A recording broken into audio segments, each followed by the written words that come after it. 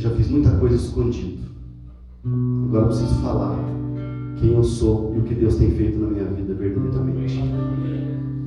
Deus, querido, Ele está atrás de pessoas que não tem medo de estar na presença dEle.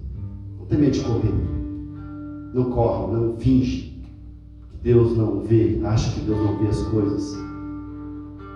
O profeta Anani, ele chega diante do rei Asa e fala assim: os olhos do Senhor passam por toda a terra, procurando um coração que seja totalmente dele, para ele se mostrar forte.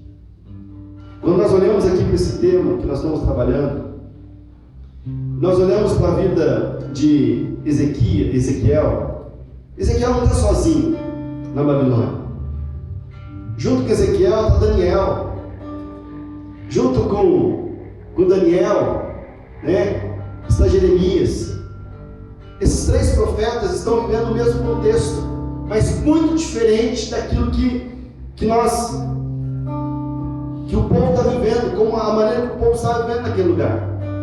Então Deus começa a dar visão para Ezequiel, Deus começa a dar visão para Daniel, Deus começa a dar visão para Jeremias e falar para eles como é que os povos estão vivendo. Quando nós entramos ali no capítulo 8 de Ezequiel, se você quiser abrir, logo no versículo 3, um trechinho ali do versículo 3, vai dizer assim, ó: então, aqui é a visão de que Ezequiel estava tendo, a respeito do motivo pelo qual eles estavam lá vivendo naquela realidade, naquele contexto do Salmo 137. Porque o desejo deles era pegar o filho deles e matar o filho deles. Por que eles desejavam aquilo? Qual era o motivo que levava eles a desejar aquilo?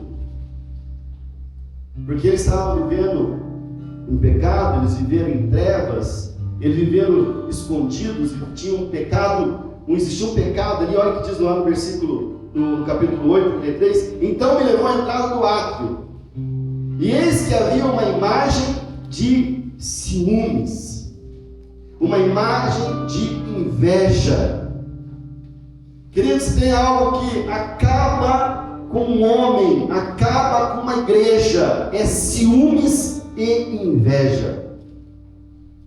Isso tem um poder destruidor para acabar com a vida de uma pessoa.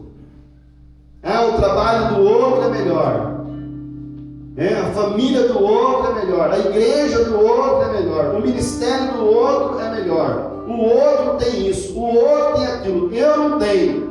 Havia então ali essa imagem, porque eles fizeram dos ciúmes, da inveja, o Deus deles. E eles cultuavam aquilo, adoravam aquilo. No versículo 12, lá ainda no capítulo 8, vai dizer assim: filho do homem, viste que os anciãos da casa de Israel fazem nas trevas. Ou seja, olha o que eles estão fazendo escondidos, aonde ninguém está vendo, ninguém está olhando. Imaginam eles, né? Porque na continuidade do texto vai dizer ali: eles acham que o Senhor não vê o que está acontecendo. Porque se o Senhor estivesse vendo, não tinha nos entregado nisso que nós estamos vivendo. Muitas vezes, você acredita que às vezes nós estamos na igreja e nós não acreditamos que Deus existe de fato e que Deus vê as coisas, que os olhos do Senhor estão passando, procurando um coração sincero, um coração verdadeiro, um coração humilde. Deus está vendo, Deus está procurando esse coração. Mas o que ele vê aqui no meio desse povo? Vê o povo fazendo coisas escondidas, imaginando que ninguém está vendo. Imagina se você senta na tela do computador, né? Hoje com o seu celular na mão, você senta no canto do sofá, a sua esposa no outro canto do sofá, e você está lá vendo TikTok, vendo Reels, e vendo mulher pelada, vendo mulher nua, né? Tem uns Reels que a menininha, a filhinha vai lá e coloca um espelho atrás, né, para a mãe ver. Mas não precisa a mãe ver, não precisa sua filha ver, porque Deus está vendo. E o final disso, queridos, por que Ezequiel está fazendo aqui, está mostrando? Porque o final disso aqui é Salmo 137. Aonde você já não enxerga mais nada.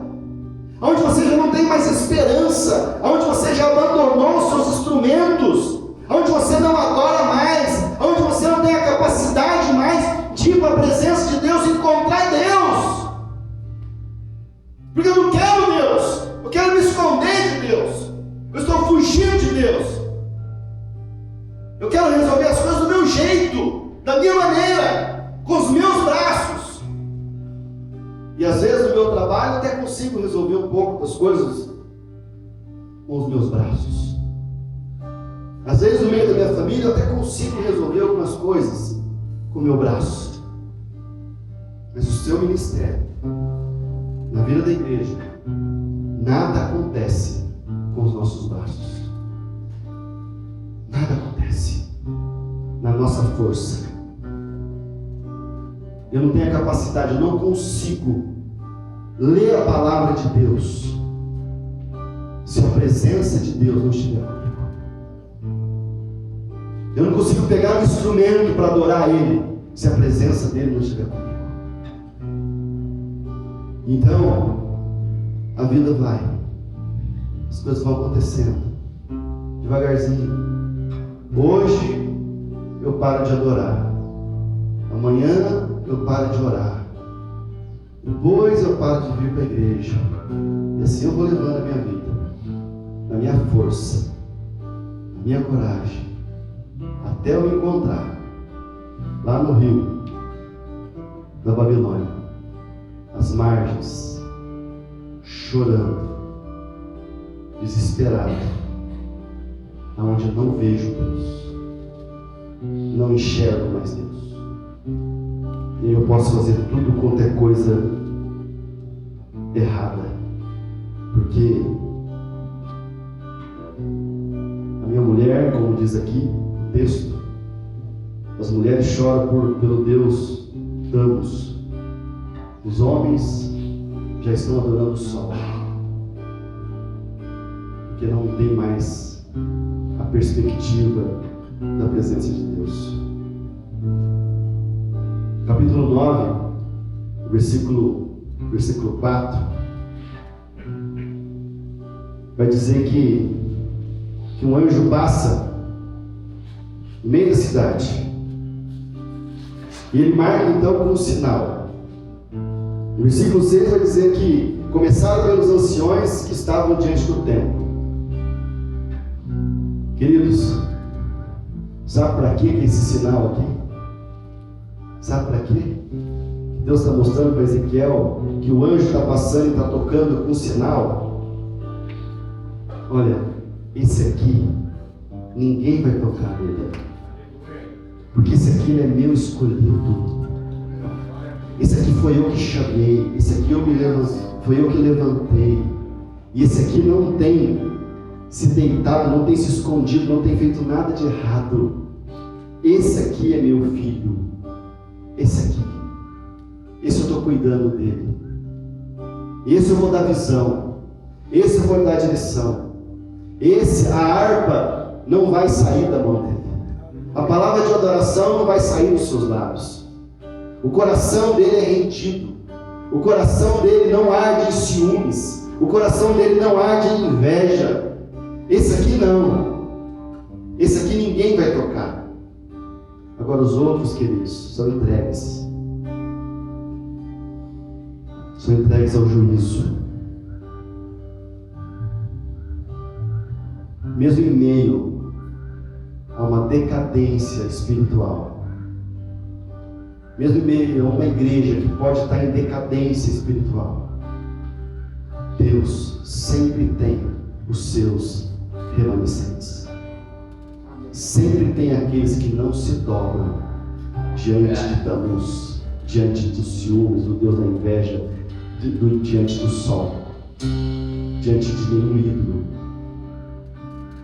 nenhuma corrupção. Sempre tem. No capítulo 11, versículo 19, Deus mostra para nós aqui que há uma esperança. Que há uma esperança. Mesmo no meio daqueles que se dobraram, daqueles que têm cometido toda forma de pecado, mesmo diante desses há esperança. Olha o que está, apesar, no versículo 10 fala que agora o Senhor já saiu daquele lugar, já não estava mais naquele lugar, mas diante do coração daquelas pessoas, no versículo 11, 19, capítulo 11, 19, vai dizer assim, dar-lhe-ei um só coração e um espírito novo, porém dentro deles. Essa é a palavra de Deus. Mesmo em juízo, Deus promete transformar. Deus, ele fala que há esperança para quem? Para quem há esperança, queridos? Para quem há esperança? Para aquele que continua com o olhar altivo, para aquele que continua orgulhoso, para aquele que continua achando que ele vai conseguir alguma coisa, gritando, falando alto, ameaçando. Você acha que Deus vai fazer alguma coisa com uma pessoa dessa? Não. Mas só aquele que se humilha diante da presença dele, aquele que reconhece o seu estado. Eu sou mesmo viciado em pornografia. Eu sou, Senhor. Muda a minha vida, muda a minha realidade, muda a minha história. Eu não quero mais ser uma mentira dentro da igreja. Eu não quero mais ser uma vergonha dentro da igreja. Um dia, que eu já estava assim, já no caminho, já para, voltando ali para a igreja, querendo, Deus estava começando a falar no meu coração. A oração dos irmãos estava, acho que o pastor já tinha feito aquela oração com a Cláudia. Eu lembro que eu estava um dia lá no meio dos irmãos, eu estava lá com o charuto na boca, tomando uma cerveja e falando mal dos outros.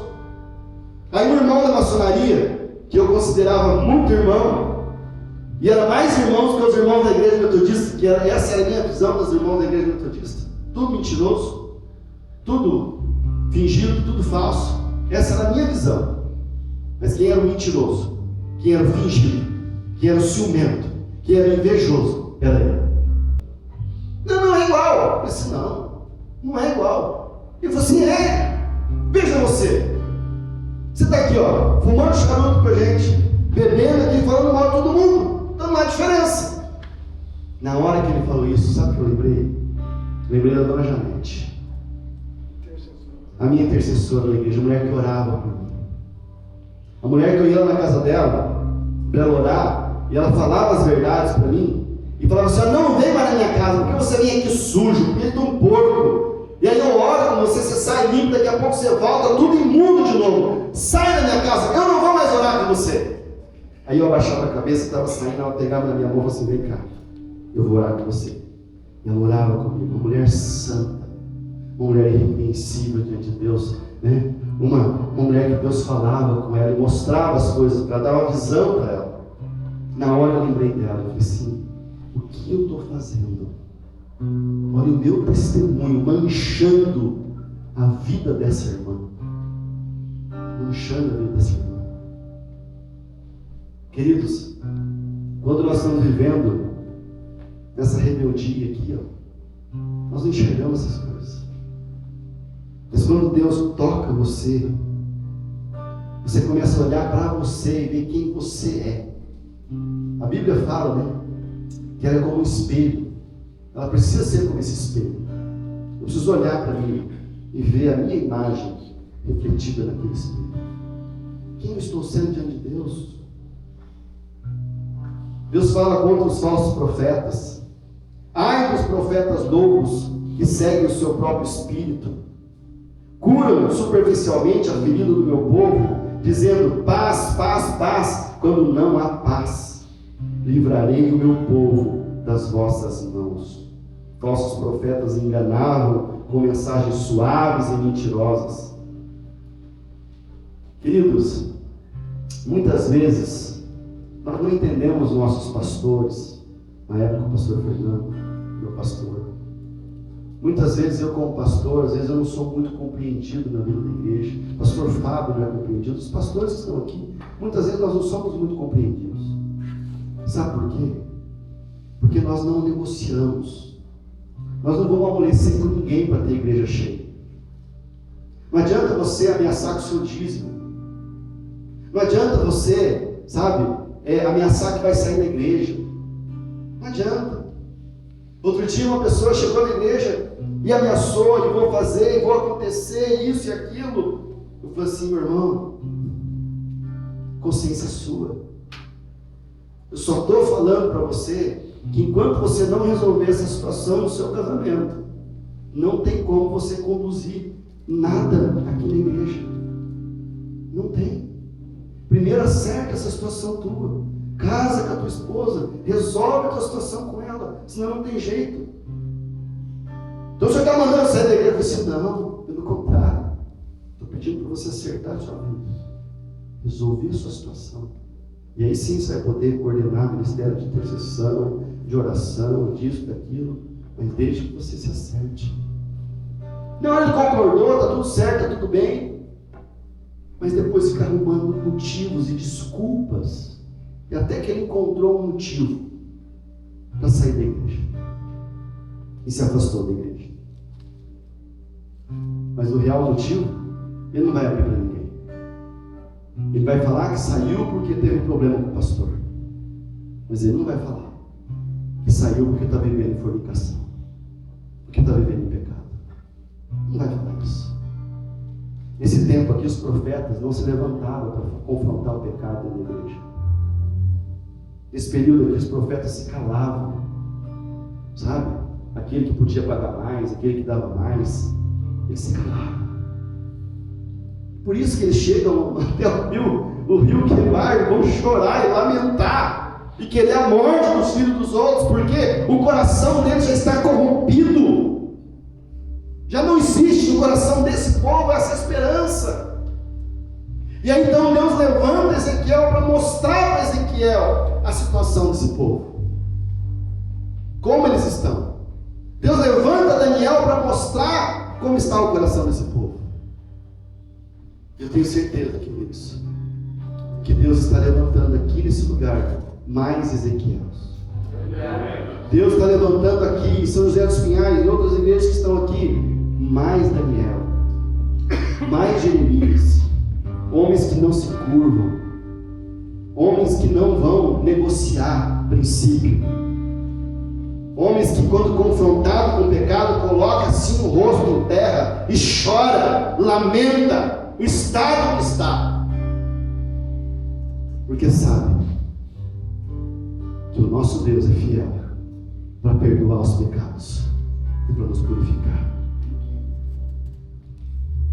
Final da minha parte aqui, Ezequiel 11, 19 a 20, ele vai dizer: dar-vos-ei um coração novo e farei que andeis no meu estatuto.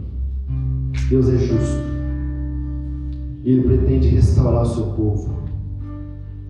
Sabe o que Deus está procurando, queridos? Sinceridade, arrependimento e um coração rendido a Ele. Os olhos do Senhor passam por toda a terra, procurando um coração que seja totalmente dele, para Ele se mostrar forte. Em Salmos 51, 17 vai dizer: Deus está à procura de corações arrependidos. Sacrifícios agradáveis a Deus são o espírito quebrantado, coração compungido e contrito, não desprezará, ó Deus. Deus não despreza. Deus, Ele quer fazer sim tudo aquilo que nós falamos aqui, ó. Deus quer levantar sim. Você já se posicionou lá atrás, você já se colocou diante de Deus e falou assim: eu estou aqui, Senhor, porque eu quero ser forjado no fogo, eu quero ser curado, eu quero ser liberto, eu quero ser restaurado, eu quero que o Senhor restitui tudo aquilo que foi roubado, todo o tempo que foi roubado. Deus quer restaurar o seu casamento, Deus quer restaurar a comunhão com o seu filho, Deus quer restaurar o seu ministério. Deus quer prosperar a sua vida, querido. Deus quer fazer. Os olhos do Senhor estão aqui. Você já chegou até aqui. Você já veio até esse lugar. Agora, se renda aos pés dele. Se renda aos pés dele. Fala para ele quem você é hoje. Pastor talvez não sabe. Ou você pensa que ele não sabe. Queridos, o que o Espírito nos revela, sempre tem um irmão fofoqueiro para revelar. Mas teu pastor não vai chegar para você e falar isso para você. Ele vai orar por você. Ele está orando por você, ele está clamando por você, ele está jejuando por você. Mesmo que você esteja falando mal dele pelas costas ou pela frente, ele continua orando por você. Ele continua orando pela sua esposa, ele continua orando pelos seus filhos, ele continua orando pelo seu trabalho, ele continua fazendo isso. Agora, muito mais do que seu pastor, é Deus que não desistiu de você. A esperança, querido. Curva a sua cabeça. Esse é outro momento que eu não vou orar por você, porque só depende de você. Curva a sua cabeça. Enquanto o louvor estiver aqui ministrando, fala para Deus teu estado. Porque aqueles homens faziam nas trevas e imaginavam que Deus não estava vendo e falava até. Deus não vê, Deus vê. Deus vê todas as coisas. Curva a sua cabeça e começa a buscar a presença dele. Enquanto o louvor vai estar nos ministrando uma canção, eu quero pedir para você se colocar diante da presença dele, confessando os seus pecados, se entregando totalmente a ele. Deus quer revelar coisas grandes para você. A palavra de Deus diz lá em Coríntios: nem olhos viram, nem coração sentiu o que Deus tem preparado para aqueles que o amam e o buscam. Mas pelo Espírito Ele revelou os segredos, as profundezas de Deus. Deus quer revelar coisas grandes e ocultas para você, assim como Ele revelou para Ezequiel, assim como Ele revelou para Daniel, assim como Ele revelou para Jeremias. Deus não quer ver você lá, assentado no rio Quebar, murmurando, lamentando. Mas Deus quer mostrar coisas para você que vai fazer o teu povo, a tua família, comer o melhor dessa terra. Deus quer levar você ao Salmo 1.